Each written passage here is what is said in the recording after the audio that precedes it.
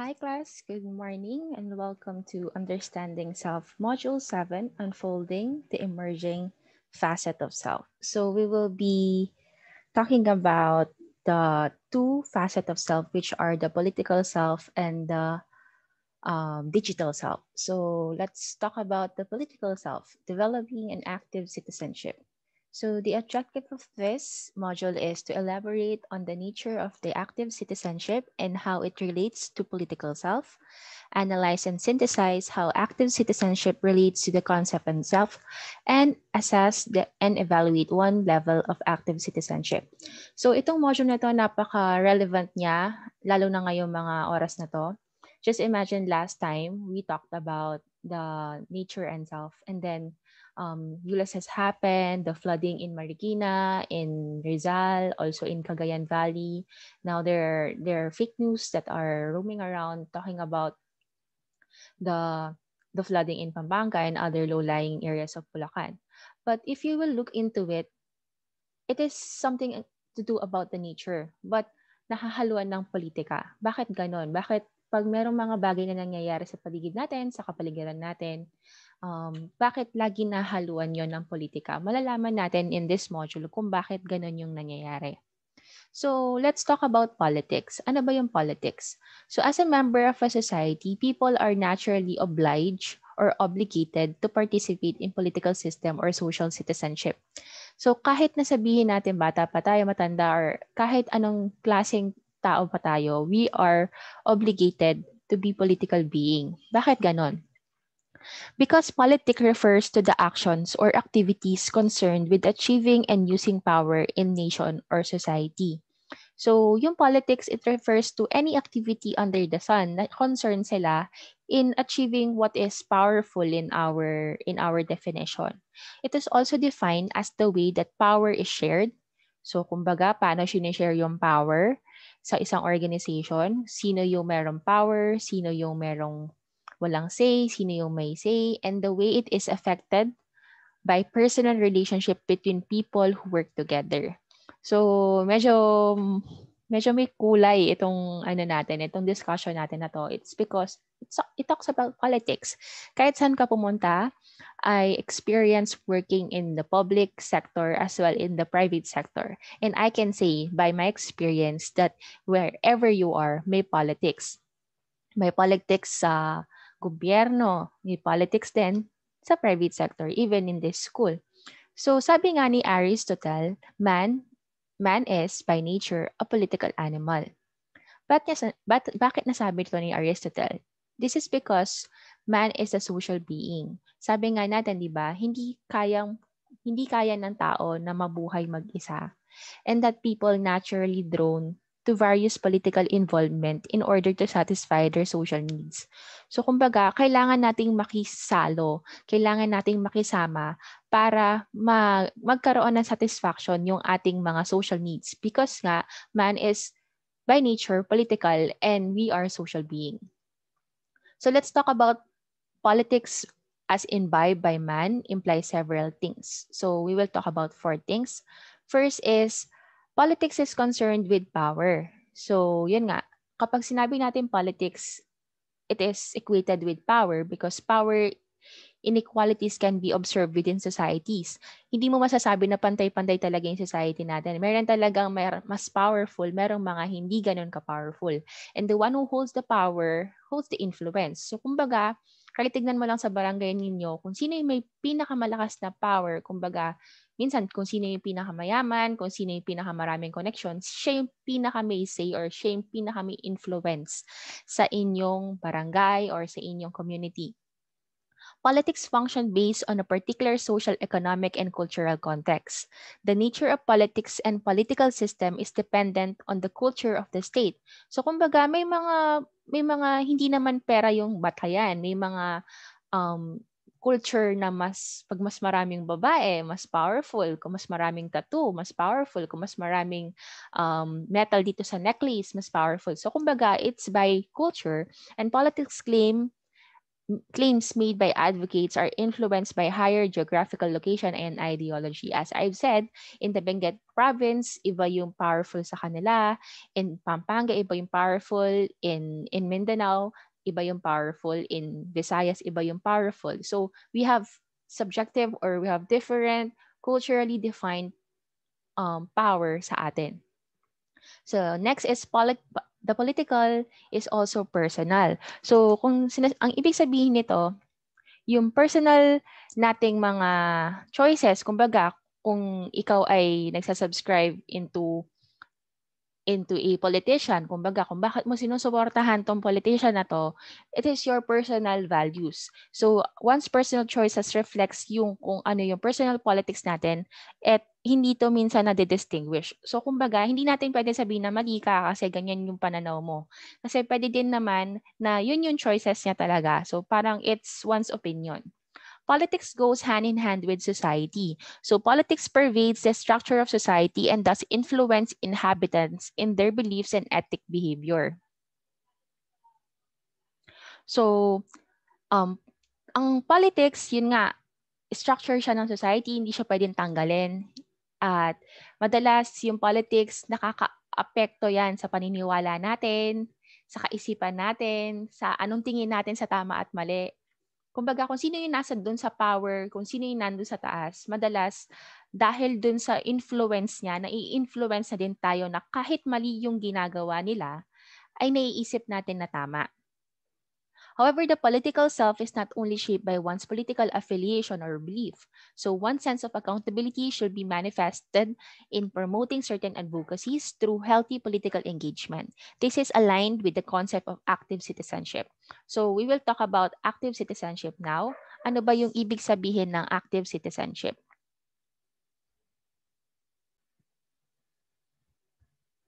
So active citizenship refers to the structured form of engagement with political process and everyday form of participation in society. So, ang goal natin in active citizenship is hindi tayo maging apolitical or walang pakialam. Ang gusto natin, matuto tayo makialam dahil alam natin na lahat ng nangyayari sa ating bansa, lahat ng nangyayari sa paligid natin, merong effect or merong yung effect sa atin. Naapektuhan tayo nun. Kumbaga, kung hindi tayo makikialam, darating yung panahon na hindi na natin alam kung bakit nagkaganito yung society natin.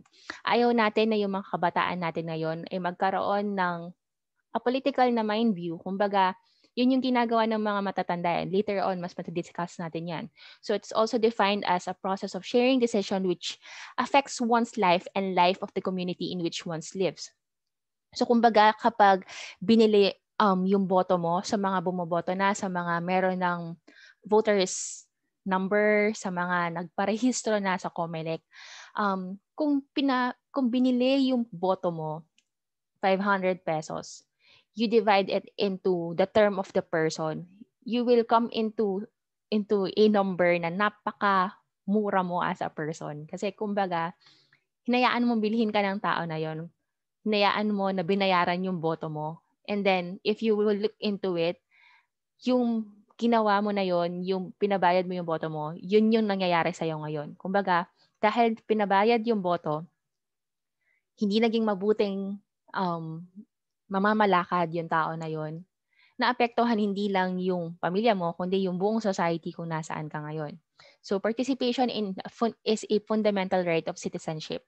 Tandaan natin na as a citizen of the Philippines, we have the right to vote. We have the right for our voice to be heard. We have the right to practice active citizenship. So active citizenship is anchored in one's cognitive and behavioral engagement to participate in formal and informal political activities. Different people manifest different level of active citizenship, and some, they take a more active approach in making their voice heard. So kumbaga, hindi mo naman kailangan pumunta sa daan, maging aktivista or maging rebelde para masabi mo may active citizenship ka. Nung ako'y nag-aaral sa UP, syempre lahat naman nire-red tag kami na aktivista, NPA kami or something na ganon. Pero I beg to disagree because I myself, I can say that I am practicing active citizenship even though I never been a member of any sorority or any fraternity, or I never been um, in the street shouting for makibaka or something na ganon. So, kumbaga, hindi ko kailangan gawin yon. Sa aking kaisipan, hindi ko kailangan gawin yon para magkaroon ako ng active citizenship. In my little ways, like voting for the right people, practicing political mindset, like kapag alam ko na meron akong kailangan sabihin, sinasabi ko. Kinakailangan kong i-open yung mind ng mga tao sa paligid ko para yung mali nilang kaisipan ay mabago. So active citizenship is a practice of democracy. Tandaan natin, ang democracy hindi lang siya form ng government. It is our freedom. So it is a communal system that allows volitional freedom of citizen to make informed choices that allows them to be heard. So wag nating hayaan na tayo ay tumatamasa ng demokrasya at ang pinapagawa sa atin ng mga tao sa taas ay hindi makademokrasya. So active citizenship is a social construct. It fosters social relatedness and belongingness. The most important goal of active citizenship is to instill change and influence society at large. It is also associated with a sense of community. People, including adolescents, participate in communal activities because it gives them a sense of belonging in a particular group. So, kumbaga, kaya nga nagkakaroon ng mga SK, Sangguniang Kabataan, dahil nga, habang bata pa, hopefully, ma-instill na sa atin yung active citizenship. Hindi yung ma-instill sa atin yung maling mga culture ng politics. Active citizenship may facilitate ethnic pride, provide voice to the WOS, and to their social group. So sa mga katulad nyo na kabataan, active citizenship can contribute to their social development. So kumbaga, kung ngayon pa lamang hindi na kayo ganon ka-active as citizens, hindi natin aasahan na kapag tumanda kayo, kapag mas matanda na kayo at may mga anak na kayo, magiging active citizens din kayo. So engaging in such activity can also enhance efficacy and competence of the young generation. Kasi tandaan natin na kayo yung mga magiging future leaders. Malay ko ba na meron ako magiging estudyante dito na magiging future counselor, future mayor ng Angeles City, Mabalacat, Porac, magiging future congressman, future senator. We will never know. So kumbaga, ngayon pa lang na bata kayo, dapat i-develop nyo na yung sarili niyo sa mga viewpoints ng politics kasi nga, malay nyo maging leaders kayo of the society. So, the participation of the youth in nation-building activity enhance your values orientation, foster integrity, compassion, and sense of justice, which is crucial for the holistic development of citizen of the nation. So, kumbaga, kapag nagpa-participate tayo in public, politics, mind view, kapag inaalam natin kung ano na ba yung nangyayari sa ating mundo, sa ating nation, nagkakaroon tayo ng sense of integrity. Kasi parang sinasabi mo na, ay, kapag boboto ka pa lang. So, kumbaga, sa mga hindi pa nakapag-register dyan, I'm encouraging you to register and vote this coming 2022 and have integrity. Kahit makalimutan nyo na lahat yung mga discuss natin dito sa understanding self, pero ito yung napaka-importanting kailangan ninyong ma-instill. Have integrity in casting your vote. So, kumbaga, hindi dahil magaling magsalita, alamin nyo kung ano talaga yung plataforma ng tao.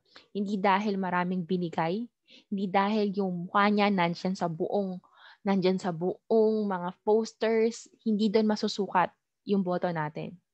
And compassion, isipin natin yung mga nangyayari ngayon sa paligid natin. Have compassion for those people. Just donating things like your old clothes or maybe a little bit of cash is fostering compassion already. Have the sense of justice for people who are unjustly being na pinapatay, na yung mga kinukulong unjustly. Pero may mga tao na dahil makapangyarihan ay hindi kinukulong at parang nagiging bulag yung batas dahil makapangyarihan sila. So crucial tong mga to para mabuksan yung ating nation building.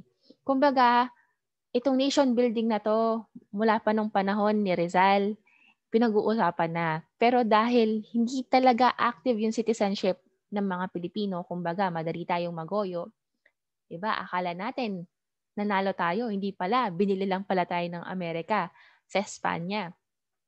So kumbaga, kung titignan natin, madaling magoyo. Bakit kung papanoorin nyo yung General Luna, talagang maiinis kayo kung bakit si Emilio Aguinaldo ang naging presidente ng Pilipinas. At it's all about politics. So, active citizenship helps an individual embrace his or her individuality through the choices he or she makes and the behavior he or she manifests. The political self is a result of various personal and environmental factors that impact the individual.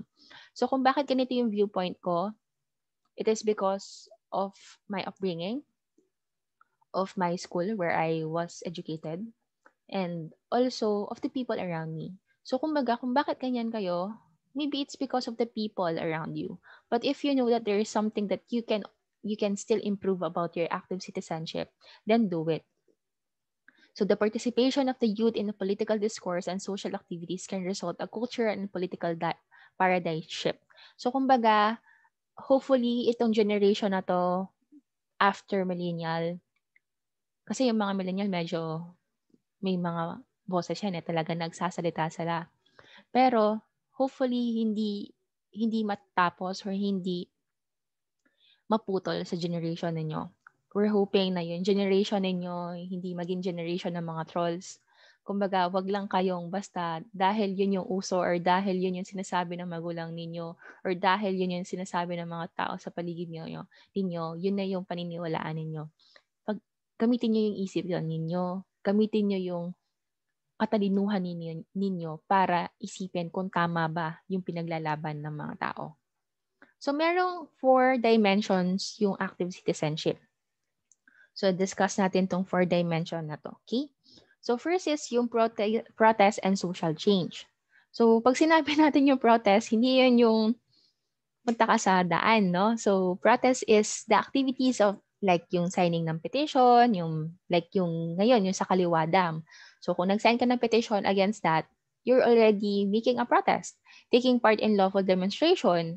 So, hindi naman, like, ako, once lang yata ako sumali sa demonstration and inside the campus pa yon nung nagkakaroon ng tuition fee increase sa aming campus. So, from like 200 pesos ata, naging 1,000 or 600 pesos per unit. So, dahil kami maapektuhan, pinagsuot nila kami ng red. Parang red shirt day. So, naka-red lang kami. Walang nangyaring makibaka, ganon. So, kumbaga, nag-red lang kami to say we're protesting against the tuition fee increase.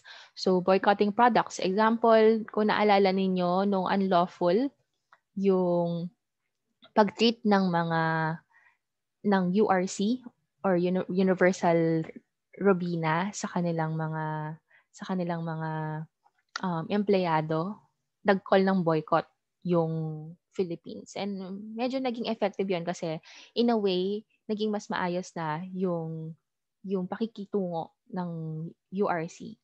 And may iba ring mga boycott na walang kakwenta-kwenta. So not all boycott, no, ay pinaniniwalaan nyo. Tingnan nyo din kung bakit binoboycott yung product. Kumbaga, dapat hindi siya against that person or it's not an attack against a person and then you will take it against the product of that person. Kumbaga, you have to look at the cause of the boycott. Ethical consumption and contacting politician.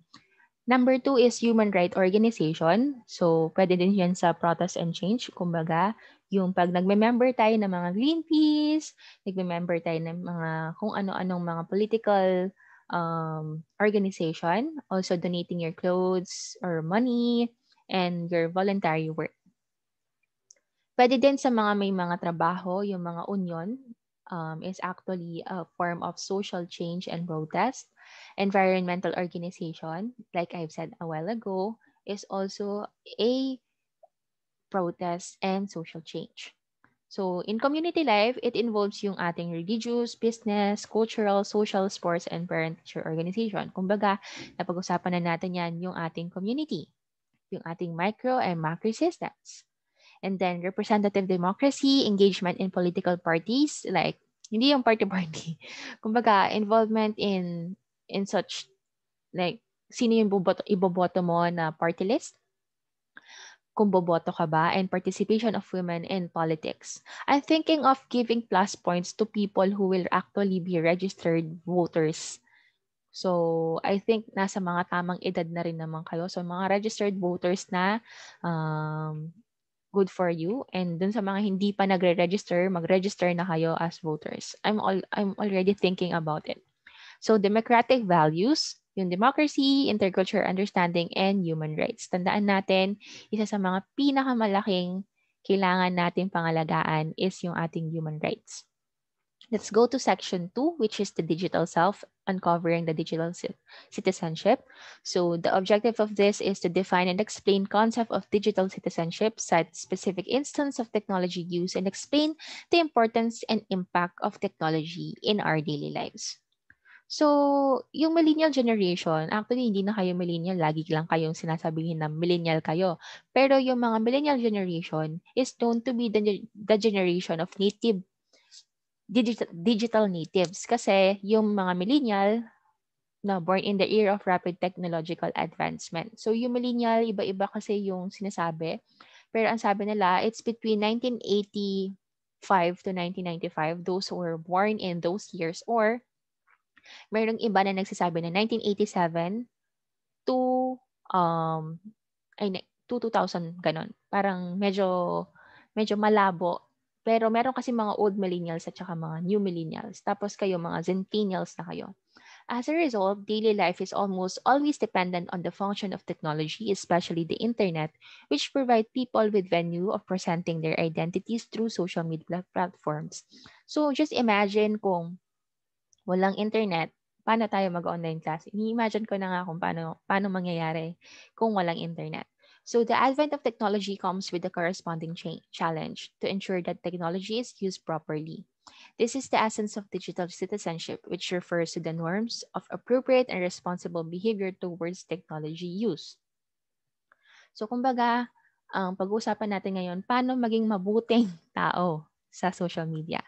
So citizenship is anchored in three principles. First is respecting, educating, and protecting one's and others.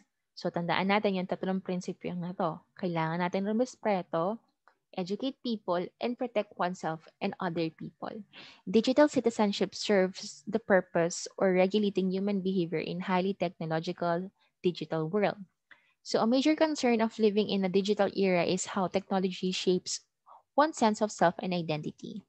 So napag-usapan natin to nung mga unang chapters natin. So one concept that is related to the concept of digital self is one, online disinhibition. So those, yung online disinhibition, kung naalala nyo pa, is yung you inhibit yourself. So kumbaga wala ka nang pakalam kasi nga online naman.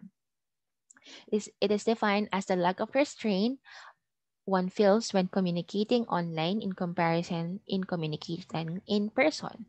So some individuals lose their inhibition in social interactions because there is an aspect of being present only in the virtual or as of a sort of anonymity. So anonymity may serve as an option for individuals who are naturally shy and introverted to express their thoughts without threat of their self-esteem. So nowadays, however, people are more inclined to show their own personalities via online channel. Like yung may mga YouTube channel, yung Instagram account nila, makikita mo, napakaganda, talaga pinag-iisipan kung anong ipopost dun sa streams nila. So their own personalities, the internet becomes a multimedia venue for showcasing personal traits, qualities, and even experiences.